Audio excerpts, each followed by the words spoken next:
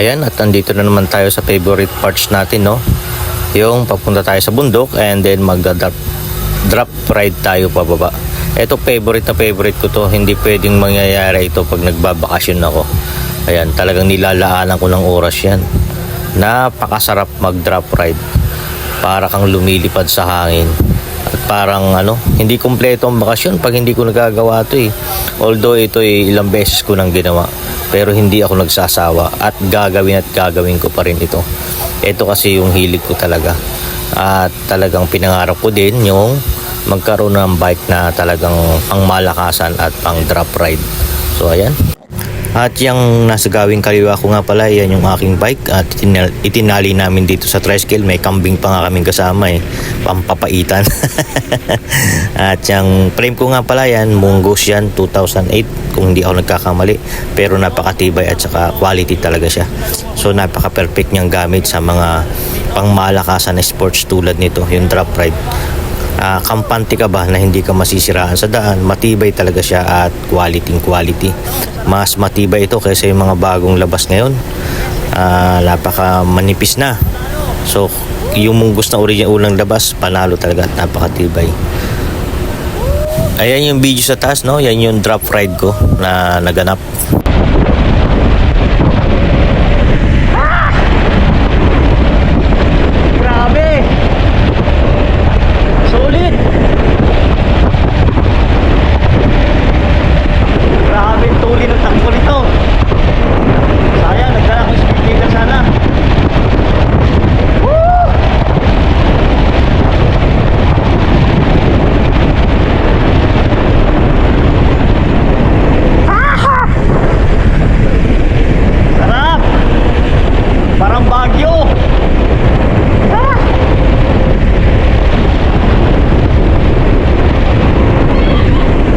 Gandahan lang dito, no? Hindi lang drop ride ma-enjoy ka rin doon sa mga trail na dadaanan mo tulad nito.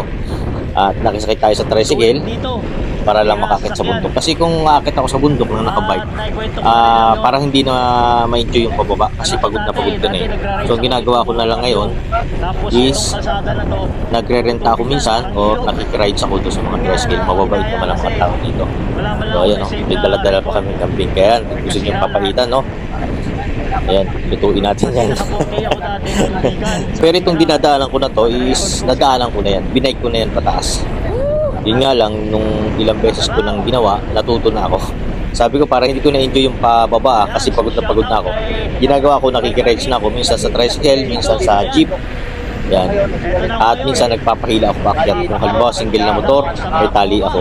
So magbabayad ka lang ng 200, 150, ganun lang ang labanan. Parang pasasalamat mo na lang doon sa naghila sa iyo.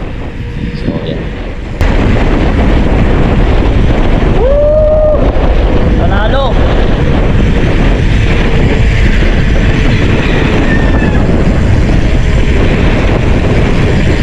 Sarap! Ayan, no?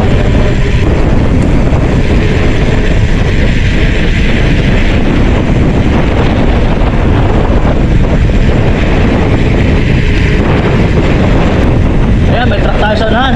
Unahan natin. Okay.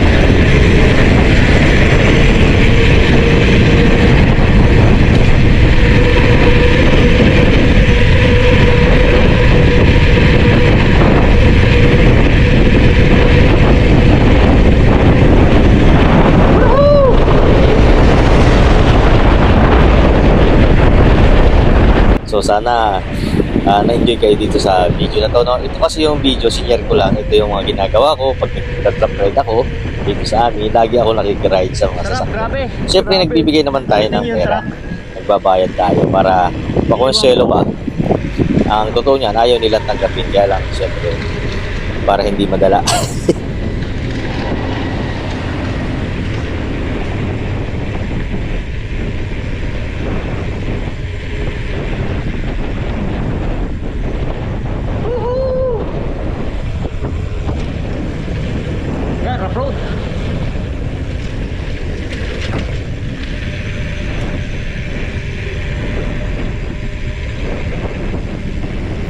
Ayan yung motor, unahan natin.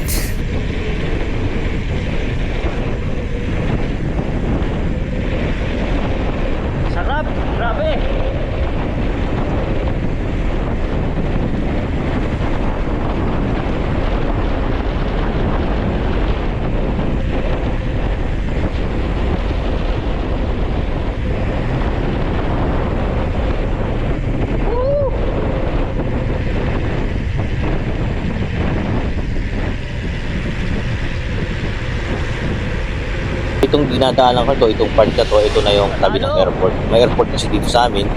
At dyan sa kabilang side, sa left side at sa right side ko, yan naman yung golf course. Yan, may mga video na ako yan na na-upload. Marami na. Yan, ito lang yung pinakita ko lang dito sa video ko. Pinapakita ko kung paano ako sumakay at magsakay ng nakabike papunta sa location kung saan tayo maglalaro ng drop ride. Yun kasi ang hilig ko yung magda-drop ride ako pababa. Tapos halos hindi ka na gumagamit ng preno. Sarap. Para lumilipad. Kaya yan, naka full face tayo ng helmet para safety. At yung sa katawan ko, yes, mayroon yan. May protector yan. Hindi lang makita kasi naka long sleeve ako. Yung sa tuhod ko, meron din yan. Para safe talaga. Pagkatapos nun, ayan, parang natupad mo na naman yung isa mong favorite sports. Drop ride. So, ayan. So, sana na-enjoy kayo sa video na to, no?